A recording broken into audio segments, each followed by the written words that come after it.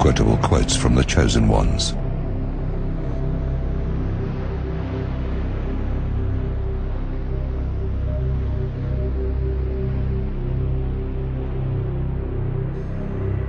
There is a huge gap between us Jews and our enemies, not just in ability, but in morality, culture, sanctity of life and conscience. They are our neighbors here, but it seems as if at a distance of a few hundred meters away, there are people who do not belong to our continent, to our world, but actually belong to a different galaxy. Israeli President Moshe Katsav, The Jerusalem Post, May the 10th, 2001. The Palestinians are like crocodiles. The more you give them meat, they want more. Ehud Barak, Prime Minister of Israel at the time, August 28, 2000, reported in the Jerusalem Post, August 30, 2000. The Palestinians are beasts, walking on two legs. Menachem Begin, speech to the Knesset, quoted in Amnon Kapeliuk. New Statesman, 25th of June 1982.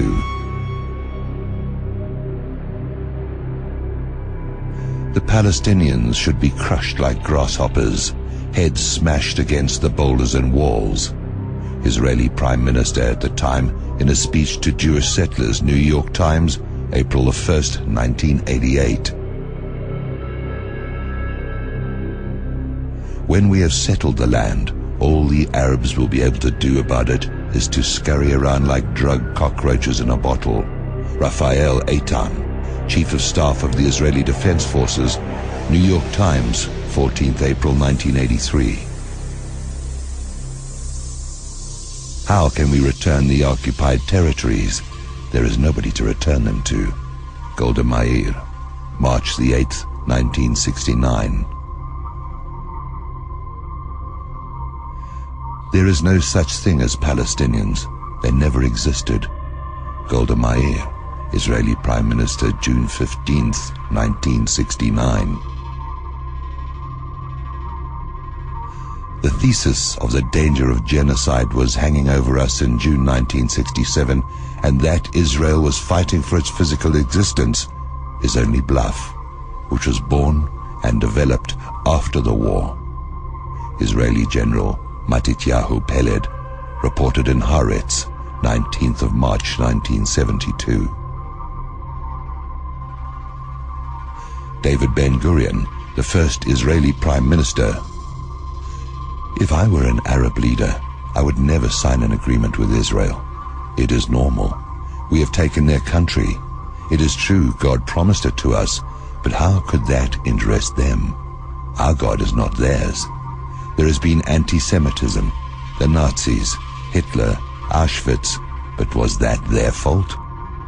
They see but one thing. We have come and we have stolen their country.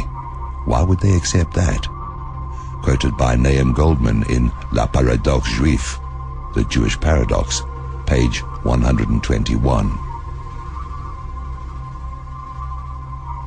Ben-Gurion warns in 1948, we must do everything to ensure the Palestinians never do return, assuring his fellow Zionists that Palestinians will never come back to their homes. From the old will die and the young will forget.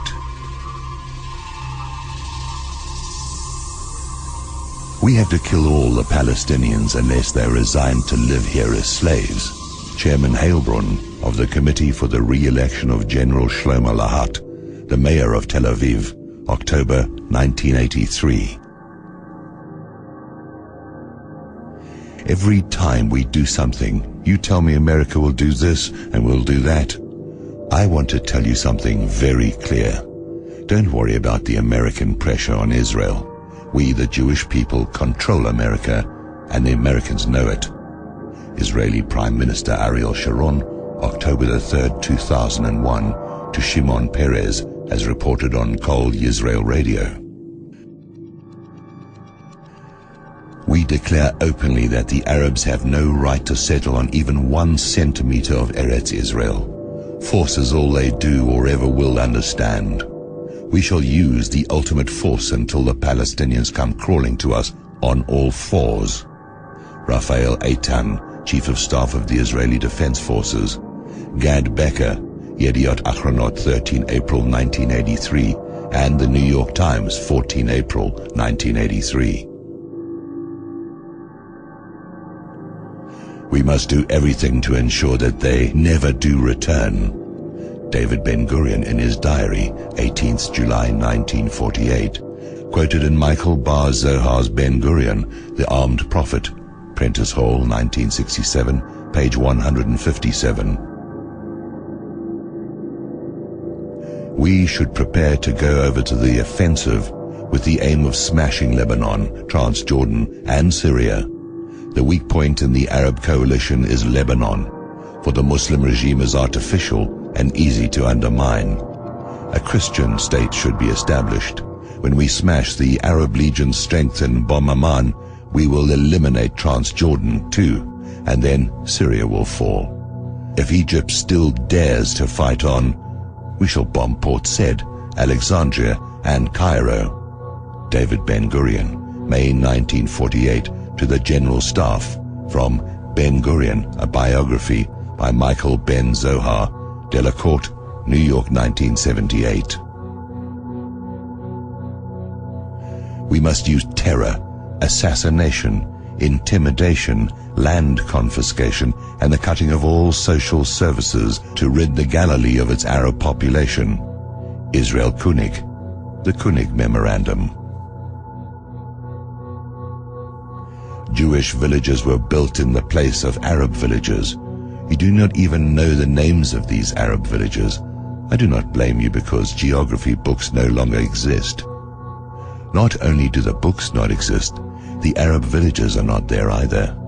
Nalal arose in the place of Malul, Kibbutz Gvat in the place of Jipta, Kibbutz Sarit in the place of Hunefis, and Kefar Yeshua in the place of Tal al-Shuman.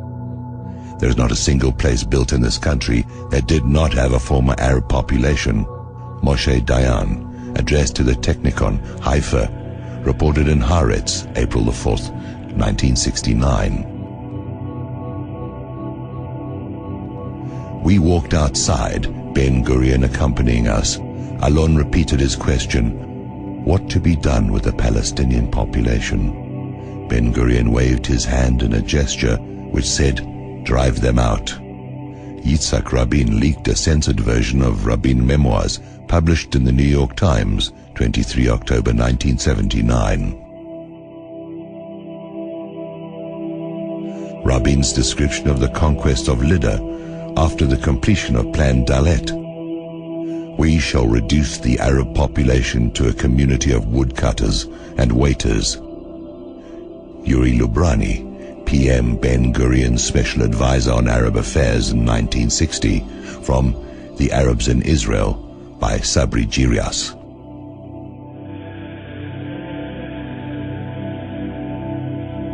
There are some of us who believe that the non-Jewish population, even a high percentage within our borders, will be more effectively under our surveillance, and there are some who believe the contrary.